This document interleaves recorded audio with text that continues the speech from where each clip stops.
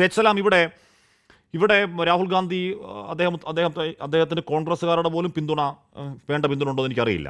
രാഹുൽ ഗാന്ധി ഒറ്റയ്ക്കൊരു പോരാട്ടം തുടങ്ങി വെച്ചതാണെന്ന് ഞാൻ പറയൂ. കാര്യം എന്താണ് ഈ പറയുന്ന പേപ്പറൊക്കെ വരുത്തി ഈ പറഞ്ഞ 6 മാസം സമയമെടുത്തുകൊണ്ട് പെർസിവറൻസോടുകൂടി സ്ഥിരോത്സാഹത്തോടുകൂടി ഇത് കണ്ടുപിടിച്ച് ഈ സാധനം വാർത്താ സമ്മേളനം നടത്തി. ഒരു എന്താണ് അത് രാജ്യം ഗൗരവത്തിലെടുത്തതിൻ്റെ ചർച്ച നടന്നുകൊണ്ടിരിക്കുകയാണ്. തൃശ്ശൂരും അതിൻ്റെ ഭാഗമാണ്. ആ ഇമ്പാക്റ്റ് തന്നെയാണല്ലോ ഇപ്പോൾ മഹാദേവപുരയുടെ ഏതാണ്ട് സമാനം തന്നെയാണ് ഇവിടെ തൃശ്ശൂർ അവിടെ ചർച്ച നടന്നുകൊണ്ടിരിക്കുമ്പോഴത്തേക്ക് ഇന്നലെ ഈ പറയുന്ന അദ്ദേഹത്തിൻ്റെ ഓഫീസിലേക്ക് മാർച്ച് നടത്തുക, അവിടെ പോയി കരിയോയിൽ ഒഴിക്കുക, അതിനുശേഷം അവരിങ്ങോട്ട് വരിക, അടിയുണ്ടാവുക, ഹോസ്പിറ്റലിൽ പോവുക. സേ ഇല്ല നിൽക്കുന്ന BJPക്ക് CPM ഒരു സേ ഉണ്ടാക്കി കൊടുക്കുകയാണ് അവിടെ ചെയ്തത്. സേത് സലാം ഇവിടെ ഒരു ഫോർജറി, ഒരു കള്ളവോട്ട്, ഒരു കൃത്രിമത്വം, ഒരു ക്രമക്കേടുണ്ടെന്ന് പകൽ പോലെ വ്യക്തമായിട്ടും പോലീസ് കേസെടുക്കുന്നില്ല. എന്തോ നിയമോപദേശം തേടുക, പയ്യെടുത്താമെന്നാണ് പറയുന്നത്. എന്തിനാണെന്ന് ഞാൻ മെല്ലപ്പോക്ക് സേത് സലാം? ഒന്ന് ഹാഷ്മി, നമ്മുടെ ഈ ജനാധിപത്യത്തിൻ്റെ ആ സിസ്റ്റത്തിൽ നമ്മൾ BJP ഗവൺമെൻറ് ഭരിക്കുന്നൊരു ഘട്ടത്തിൽ ജനാധിപത്യത്തെ സംരക്ഷിക്കാൻ ഒരുപാട് സമരങ്ങൾ രാജ്യമാകെ നമ്മളാകെ ചർന്ന് നടത്തിക്കൊണ്ടിരിക്കുന്നൊരു ഘട്ടമാണ്.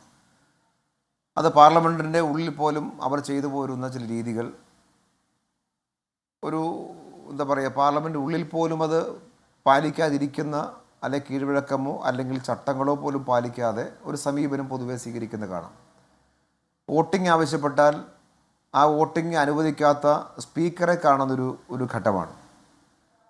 രാജ്യത്ത് വലിയ പ്രത്യാഘാതം ഉണ്ടാക്കുന്ന നിയമങ്ങളില്ല, ഇങ്ങനെ കീസേന്ന് പേപ്പർ എടുത്തിട്ട് കൊണ്ടുവന്ന് അവതരിപ്പിക്കപ്പെടുന്നൊരു സ്ഥിതിയാണ്. ഇങ്ങനെയെല്ലാം ഒരു ജനാധിപത്യ വിരുദ്ധതയുടെ ഒരു വലിയ അന്തരീക്ഷം നമ്മൾ പ്രകടമായി കുറേ വർഷമായി കാണുകയും അതിനോട് പൊരുതുകയും ചെയ്തുകൊണ്ടിരിക്കുന്നൊരു ഘട്ടമാണ്. ഇപ്പോൾ നമ്മൾ എത്തിയിരിക്കുന്ന സാഹചര്യം എന്ന് പറഞ്ഞാൽ പാർലമെൻ്ററി സിസ്റ്റത്തിൻ്റെ ബേസായിരിക്കുന്ന വോട്ടർ പട്ടിക തന്നെ അട്ടിമറിക്കുന്ന ഒരു സമീപനത്തിലേക്ക് BJP എത്തിയിരിക്കുന്നു എന്നുള്ളതാണ്. അതിൽ നമ്മൾ മനസ്സിലാക്കേണ്ട ഒരു കാര്യം, BJP എന്ന രാഷ്ട്രീയ പ്രസ്ഥാനത്തിന് അവർ പലതരത്തിലേക്ക് നേടിയ രാജ്യത്തെ പിന്തുണ അതുപോലെ തുടരാൻ കഴിയുന്ന സാഹചര്യം മുമ്പോട്ടില്ല എന്ന് മനസ്സിലാക്കിയതിൻ്റെ ഭാഗമായിട്ടാണ്. തൃശ്ശൂരിലേക്ക് വന്നാൽ കേരളത്തിലെ ജനങ്ങൾക്കിടയിൽ അവർ രാഷ്ട്രീയ ബോധം സംഘടിപ്പിച്ച്, ശരിയായ രാഷ്ട്രീയ ബോധം സംഘടിപ്പിച്ച് അവരുടെ രാഷ്ട്രീയ വിശ്വാസം ആർജിച്ചുകൊണ്ട് ഭൂരിപക്ഷത്തിലേക്ക് എത്താൻ കഴിയില്ല എന്നതിൻ്റെ ഭാഗമായിട്ടാണ് അത്തരമൊരു സമ്മതം BJP നടത്തി എന്ന് തന്നെയാണ് കൃത്യമായിട്ട് നമുക്ക് ഈ കാര്യത്തിൽ പറയാൻ പറ്റുന്ന കാര്യം. ഹാഷ്മി പറഞ്ഞ പോലെ വോട്ട് കൊള്ള നടത്തിയിട്ട് ജയിക്കാൻ കഴിയുമോ എന്നാണ് ഇപ്പോൾ തൃശ്ശൂരിൽ നോക്കിയതായിട്ട് നമ്മുടെ മുമ്പിലേക്ക് വന്നിരിക്കുന്ന തെളിവുകൾ നോക്കി, ഇതുവരേക്കും വന്ന തെളിവുകൾ നോക്കിയാൽ കാണുന്നൊരു കാര്യം അതാണ്. അതിൽ BJPയും RSSും ഈ വോട്ടർ പട്ടിക ഉൾപ്പെടെയുള്ള ഇത്തരം രീതികൾ മാസങ്ങൾ അവർ സമയമെടുത്ത് ഹോംവർക്ക് ചെയ്ത് ഇത്തരം തെറ്റായ രീതി അവലംബിക്കുന്നവരാണ്.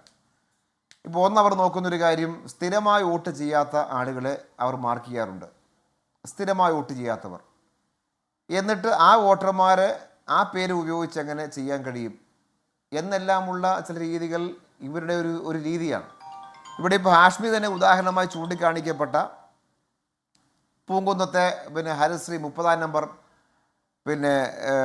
ബൂത്തിലെ 58 കള്ളവോട്ട്, അതിൽ ഈ പറഞ്ഞ ക്യാപിറ്റൽ വില്ലേജ് അപ്പാർട്ട്മെൻറ്റിൽ നേരത്തെ പ്രസന്ന എന്ന് പറഞ്ഞ ആ സ്ത്രീ തന്നെ പറഞ്ഞു, എൻ്റെ അഡ്രസ്സിൽ 9 ആളുകൾ വോട്ട് ചെയ്യാൻ വോട്ടർ പട്ടിക പേരുണ്ടായിരുന്നു, കള്ളവോട്ടാണ് എന്ന് വളരെ വ്യക്തമായി പറയുകയാണ്. എന്ന് വെച്ചാൽ ഇപ്പം ഞാൻ താമസിക്കുന്ന വീട്, എൻ്റെ വീട്ടിൽ എൻ്റെ വീടിൻ്റെ നമ്പറിൽ 9 ആളെ കൊണ്ട് ചേർത്തിരിക്കുന്നു എന്നല്ലേ പറഞ്ഞൊരു മലയാളം, അങ്ങനെയല്ലേ?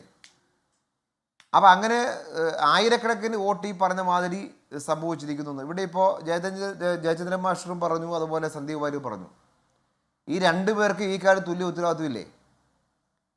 സന്ദീപ് വാര്യർ ഇപ്പോൾ ഇവിടെ ചർച്ചയിൽ പങ്കെടുക്കുന്ന കോൺഗ്രസ് പ്രതിനിധിയായിട്ടാണ്, എനിക്ക് തർക്കമില്ല. അദ്ദേഹം നേരത്തെ ഒരു രാഷ്ട്രീയം വിട്ടു വന്നു. പക്ഷേ ഇതൊരു ക്രിമിനൽ ഒഫൻസ് കൂടിയാണ് ഇപ്പോൾ BJP ചെയ്തിരിക്കുന്നത്.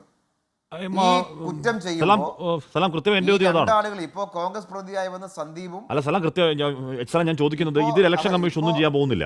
അതിന് കാരണം എന്താണ്? ഇത്രയും ഒരൊറ്റ മണ്ഡലത്തിൽ 1 ലക്ഷം വോട്ട് കള്ളവോട്ട് എന്ന ആരോപണം അന്തരീക്ഷത്തിൽ നിൽക്കുമ്പോൾ കമാന്ന് മിണ്ടിയിട്ടില്ല. അത് എന്താണെന്ന് പറയാനുള്ള യാതൊരു ഉത്തരവാദിത്വം EC കാണിച്ചിട്ടില്ല. അതിന് പകരം ഇന്ന് വാർത്താ സമ്മേളനം നടത്തി BJP ആണ് ECയുടെ വക്താക്കളെ പോലെ.